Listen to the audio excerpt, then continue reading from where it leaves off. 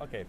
Regards from Myanmar, dear NomadMania community, and I always tell that the more interesting place is there in the world, the more interesting people and travelers you meet. So we are in a very unique location, I would say, in Bagan, in central Myanmar, and I'm super excited to present you Sabrina from China.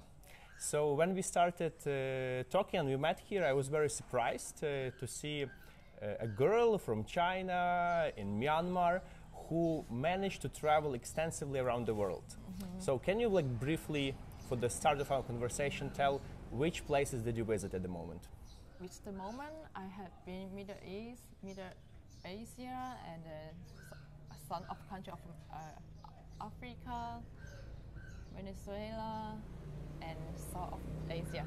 Okay, so that's pretty impressive. Do you have roughly the idea how many countries did you visit so far?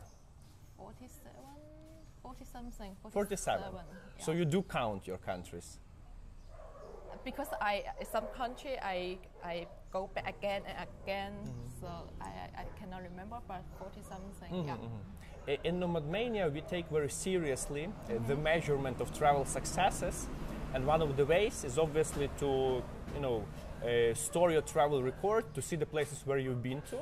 And one of the biggest features we have is actually creating your own map of visited countries and visited regions. We started putting this information, so whenever you will have time, hopefully you will fill this, and this will be a good memory for you. Then it also will be easy for other people to share, and hopefully by the time we will publish this video, your map will be already full, so we will be able to add it over here. So 47 countries for a young woman from China. This is like a pretty big amount. So I think among people you meet or among your friends, you are probably one of the biggest travelers. Or yeah. Actually, no. I met a lot of Chinese people on the road. I mean, travel by their own. No, in group. Yeah, some of them travel a lot. Okay, this is also pretty unique because most of your colleagues, they travel in groups, but you decided to travel alone, by yourself. How did it start? What made you start this journey of solo travel? Because the young people always need to get the car or money or house. They had no time to travel. But I mean, for me, it's curious. I always curious everything. So you decided not to follow the traditional life path that young people in China do and set on a different road. No. Why? Why? Yeah. To be honest? Yeah. No, not just for me, okay? Because every country, when the economy going up, the young generation always change their mind. Yeah, so basically you try to fulfill something else. Also, I think, as me being from Ukraine, which is a developing country, at the first stage people try to maybe get some capital, cover their basic needs, and once those are covered, you start investing into the intelligence, into curiosity of the world. And I always heard the good saying is that travel is the only expense which makes you truly richer. Sorry, can you repeat again? Travel is the only expense. Expense? Expense, like where you spend money. Yeah. But which actually makes you richer. Richer. You become a rich person when you travel. You mean the rich person about the money or about the memory or the experience? That depends how you define the wealth and the richness. And the richness? Yeah. I cannot understand well. Can you repeat again? I come from China, okay? Travel is the only expense which makes you richer. Which one? Travel. Travel, Yeah, and I think this wealth can be... Of course. You think so, yeah? Yeah. So probably it comes with experience, with good memories, with contacts, with interesting personalities you meet around the world. We need to contact with this world. Yeah, that's worth a lot. So you've been a lot, right? You've been to Africa, Asia, Europe, Venezuela, which is also quite unique. Can you tell of some really those experiences that stay in your memory and that made you richer actually? For studying, I traveling just curious about the food, the local culture, and the standing view. And then step by step, maybe I get more information on my mind, so I change my way of traveling. But right now I need to read the book, conversation with the local people, just more about the history, about the culture, language also. So a little bit busy right now, before just have fun. Yeah. I met you, yeah, please. And so of the experience about the history, it changed the mind. So I need to upset them, the bad sense and the good sense, and combine. So it's changed a lot. Yeah. So, but I cannot put just one word to explain. Sure. Like the first moment I seen you here, like on the table below, you were writing something in the Chinese characters, and I didn't actually know what is that. But as you told, this is your journal that you do every day, and this is how you create your like travel memory and life memory, right? So can you tell us a little bit about your way of documenting your memories? Oh, because every day we had different experience, but just for that moment, you know, for the traveler, always there is many ideas just flow here. We need to catch them, and put our memory. Yeah. So I need to do that. Just take the photo, not enough. Yeah. Because when I writing, it's meaning I'm thinking. Thinking is make the people feel power, right? Yeah, exactly. Yeah. So in modern age, and especially being from such a digitalized country as China, many travelers keep their memories in some kind of travel blogs, travel memoirs. Do you have any of the platform where you share your travel experiences? Actually, yes. Yeah. Yeah, I post a video on my on the social media of China. Which one is that? Xiaohongshu. I can show you on here. Xiaohongshu. Xiaohongshu. I check. Xiaohongshu is like this. Okay, we'll put it into the video, obviously. Like this. And how people can find you there? Like, what's your nickname? I nickname Sabrina. Oh no, Iyo, but it's my English, not my Chinese nickname. So these are your followers? 7,000 followers. Yeah. Okay. But all of them curious about the coffee, know my traveling. So you are a coffee lover. You know? Okay. Yeah, because I travel to the region of the coffee, I will take some video. I'm shy person, I cannot take the video on the street. So at this very moment, you are for 2 years on the road of the interrupted travel, yeah? But I believe you started traveling before that, right? Yes. Do you remember how did it begin? Just curious outside what happened. Yeah, like I mean, you took the first train ticket, you booked the first flight. Yeah. You did internship. Like I started traveling when I was a student, for example. Okay. My first country is Thailand, of course, because it's near China. Yeah. And I met some really cool people in Chiang Mai here. So we talk each other a lot. So wow, it's pretty good. There is a lot of travel around the world. So it's pretty good. So I need to back to China and earn money and share money. I will let the dream country. So basically, after seeing people who travel the world, you thought like, okay, I want to do something similar. And you came back to China, you started working. For me, it was very similar. I was in India for 6 months after university. I met people who, you know, open their laptops, they do something online, and I thought, I want to do that stuff. So I came back home to Ukraine, took me 2 years to figure things out, and then I set on the road of travel. Which type of job did you do back in China in order to prepare for your big adventurous journey? Actually, I can talking about that. Okay. I work for my government.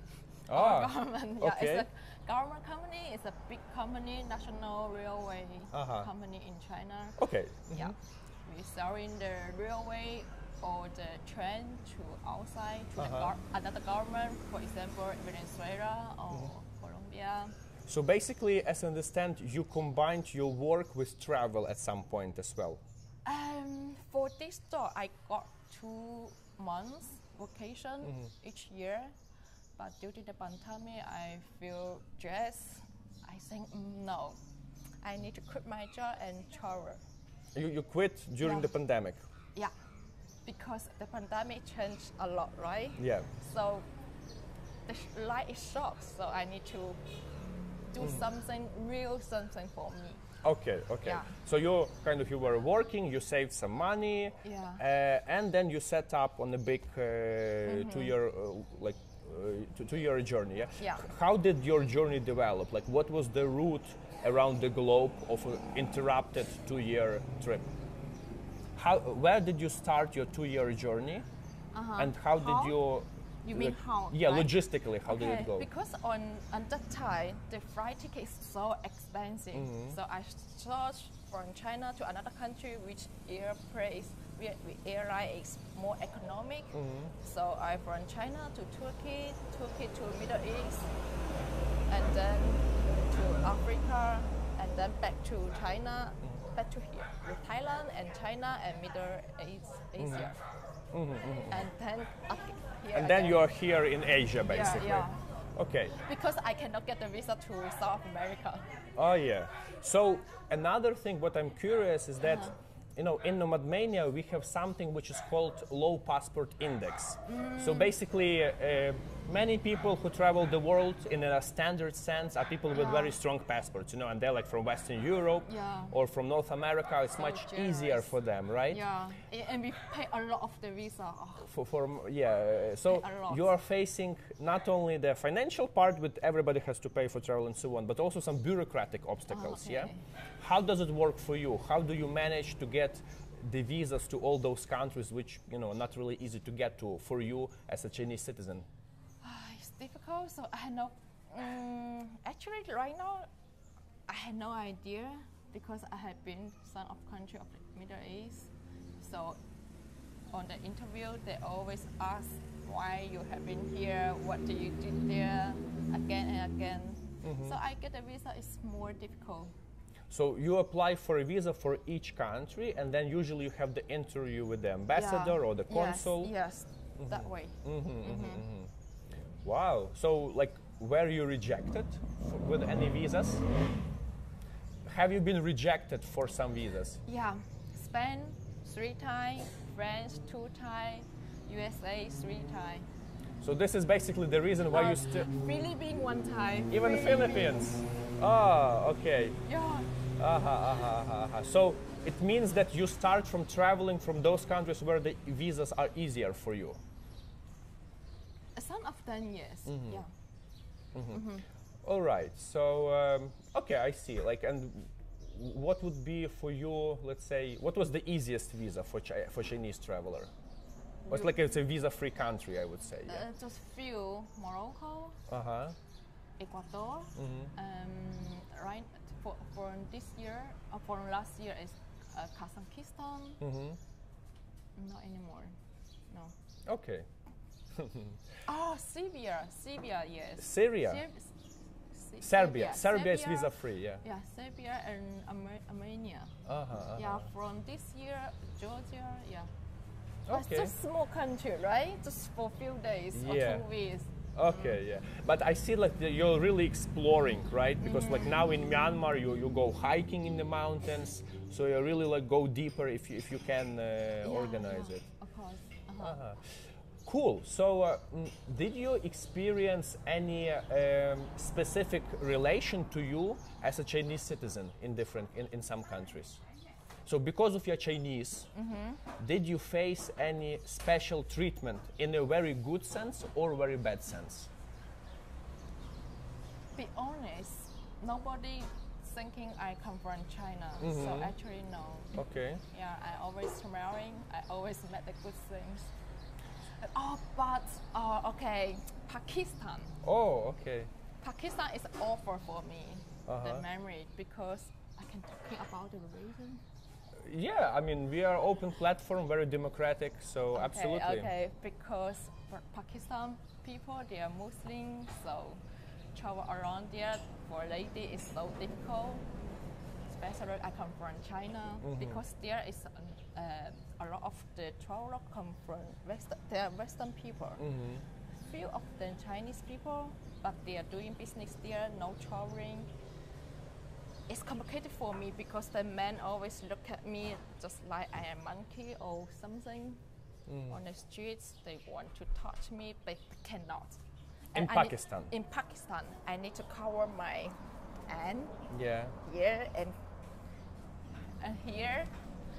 It's pretty difficult. And I told you, it's during the summer, I think. It's 54 degrees with my backpack. It's so difficult to work on the streets. And I walking to the hostel. They just, oh, you come from China. Okay, sorry, there's no place for you. I'm so sad. And then I test some Chinese people why I cannot check in any hotel here because there is no another one, this hotel. Because due to pandemic, many hotels just close. Yeah. And they say if you fight the security with the gun, you can ask. So I try, yeah, they accept me. So you mean the security in the hotel is there to protect you from people from the outside? No. From China, actually. From China? Yeah. I don't understand. Yeah, you to don't protect understand? you from China? Protect the traveler from China. Okay, so Chinese travelers are under threat in Pakistan? Yeah. Uh-huh. Because some people from Saudi Arabia, I can talking about that, right? Okay. You can talk, like for us is anything. Okay, you I feel just for you. hear from some group of Chinese groups and news. There's some group come from Saudi Arabia and Dubai. They pay a lot of money to them to killing Chinese people to make the trouble. Really? Yeah, kill is don't use the simple way. They just cut and explosion. So this is something we have to investigate. Okay. What in Pakistan? In Pakistan, we cannot go to the mountain area. The mountain area, the view is so stunning. There's no mountain area. Western people always mention about that, but Chinese people, we cannot get there. The policeman said, oh, you are Chinese, show me the passport, you cannot get there. Under our protection, sure you can go You can, yeah. with me, but how I can go with that? With the, you mean with the somebody accompanying you, yeah? No company. They're just local policemen, but they are Muslim. They will try to touch us.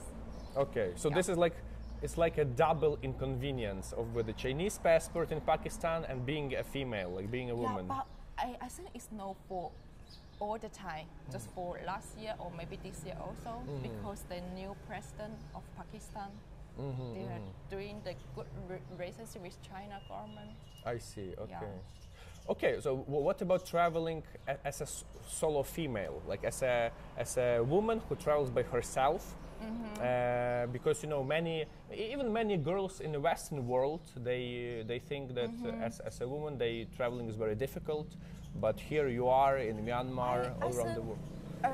For us, for the woman travel alone, we are two kind of the woman and the high sensitivity. How to say? High what? High sensitivity person. High sensitivity. Right? Sensitivity. Yeah, I mean I can catch. Okay, so like you're on the alert, you understand what's happening around you. Yeah. I always watching around. So for me, it's easier to avoid of the bad things. Yeah. So some of us, they are really nice, friendly, so go with them, maybe something will happen, but for me it never happened. Okay, because you are smart I just say no. and I just, that man come to me, just get away from them. Okay, that's very interesting. Yeah. Cool. Because you know, somebody get hurt always from the friendly people, not to the unknown people. Yeah. You know that, right? Yeah, of course. They're like friendly, and then you know it goes. All right. So how can you describe the Chinese travel scene? Like how can you? From the one side, we have like a group of Chinese who travel, and there are like independent travelers of Chinese. Can you name a few people who, in your opinion, are big Chinese travelers? A big Chinese? Yeah, like big independent Chinese travelers. Your question Do you know any other people from China who travel independently big time? Actually, no. I had no idea. Always they post on social media. I travel alone, but they never travel alone. How they can take a perfect picture by themselves? I had no idea. So they travel with groups. They take picture like, look, here am I. Yeah, but I travel alone, something like that. Confirmed. Like you really do travel alone. I cannot take picture on the street in the Middle East, right? Yeah. In Africa, no, I cannot. I cannot take a selfie on the street. So I actually no, I had no idea about that. But I met some people, but they, be honest, no. They always travel. They always post some information on the social media. I will go to this country. Somebody join me, and then they go together. But they post the photos there. I travel around. Yeah. Okay, that's cool. I didn't meet many Chinese people because I travel around. Yeah. All right. So, what are your further plans? Like, because now you are in a highlight. You're like on this drive. You are traveling. I see how excited you are about the world. Like, what do you plan to do next? To the next, I try to get the visa to Argentina or Brazil, and then I get there. I will try to get the visa one by one. So basically you want to cover a new continent. You've been to Venezuela, but you want to do the rest of Latin America. Yeah. Okay, and for that you have to come back to China. Yes, because right now I'm here is neighbor, just neighbor. Yeah. I need to back to China for the Chinese New Year. Oh, of course, to meet your family and so on. Yeah. Since we are touching this topic of the family, how does your family react on you traveling and not following the standard Chinese way of life? Always connect with them. And sharing the experience with them. Oh, today I met a guy, or today I see the animal, the gorilla, or the big fish, turtle on the ocean, something like that. Sharing they can feeling you are happy, they are happy. Okay, that's the main, Yeah. Okay, so I think happiness is something what unites all the travelers together, and once you enrich yourself with this curious world, that's like one of the best things that's possible to do. Yeah. Cool. Okay, so I'm very pleased to meet you. Wish you all the best in your travels, and thank you a lot for sharing your experience. Thank you for having me. I think it will be very, very valuable to other community, and also I think that you can be a good inspiration for other Chinese people about their trips, and also to all the girls who want to see the world more.